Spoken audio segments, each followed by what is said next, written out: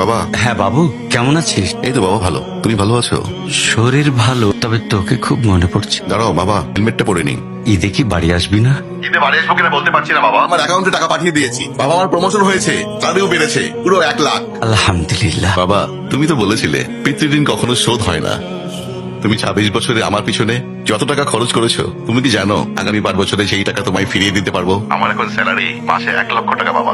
ও এই কথা, তাহলে শোন, তোকে একটা গল্প বলি। বলো বাবা।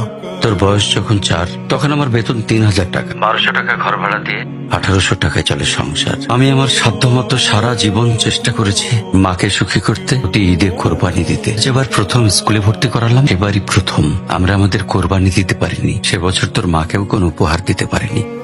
তুই যখন ভার্সিটিতে উঠলি, আমাদের অবস্থা তখন মোটামুটি ভালো, কিন্তু খুব কষ্ট হয়ে গিয়েছিল যখন আমার ট্রান্সফার হয়। রোজ রোজ বাসে চড়ে, পায়ে হেঁটে, ঘামে ভিজে খুব দুর্বিষহ লাগছিল। একদিন শোরুম থেকে একটা বাইক দেখে আসলাম। সে রাতে আমি স্বপ্নেও দেখেছি আমি বাইকে চড়ে অফিসে যাচ্ছি।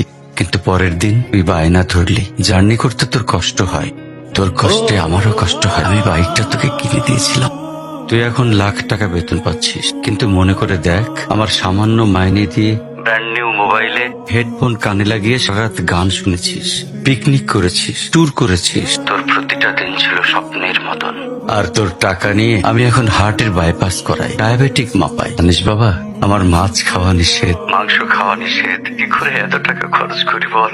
তোর টাকা নিয়ে তাই আমি কল্পনার হাট বসাই। সেই হাটে আমি বাইক চালিয়ে সারা শহর ঘুরে বেড়াই, বন্ধুদের নিয়ে সিনেমা দেখতে যাই, তোর মার হাত ধরে চাঁদনি পশরের সেন্ট মার্টিনের বালুচরে হেঁটে বেড়াই।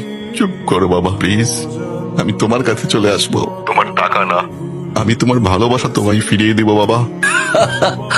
বোকা ছেলে, বাবাদের ভালোবাসা কোনো ফিরিয়ে দেওয়া যায় না। ছোট্ট শিশুর মলমূত্র মোছা যায়, আর বুড়োদের ঘরেও ঢোকা যায় না। তোকে একটা প্রশ্ন করি বাবা, ধর তুই, আমি আর তোর খোকা তিনজন এক নৌকায় বসে আছি। হঠাৎ নৌকাটা ডুবতে শুরু করলো। যে কোনো একজনকে তুই বাঁচাতে পারবি, কাকে বাঁচাবি?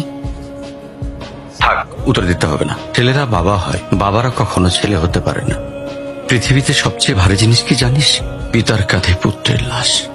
আমি শুধু জায়নামাজে বসে একটা জিনিস চাই, আমার কবরের ঘরটায় যেন আমি আমার ছেলের কাঁধে চড়ে যাই। তাহলে তুই একটা ঋণ শোধ করতে পারবি, তোকে কোলে নেওয়ার ঋণ। বাবাদের ঋণ কোনোদিন শোধ করা যায় না।